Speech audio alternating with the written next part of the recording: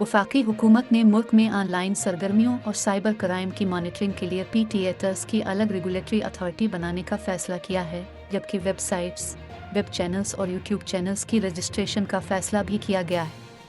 Express news के मुताबिक PTAFIA cyber crimes के इख्तियारात अथॉरिटी को मुंतकिल होंगे, जिसके लिए वजारत IT ने बिल वफाकी काबीना को भिजवा दिया है। वजारत इंफॉर्मेशन टेक्नोलॉजी हुक्काम के मुताबिक मुल्क भर में बढ़ती हुई ऑनलाइन सरगर्मियों और साइबर क्राइम्स के मामलात की मॉनिटरिंग के लिए हुकूमत ने PTATers की अलग रेगुलेटरी अथॉरिटी बनाने का फैसला किया है। ज़राए के मुताबिक नई रेगुलेटरी अथॉरिटी का नाम ई-सेफ्टी अथॉरिटी होगा।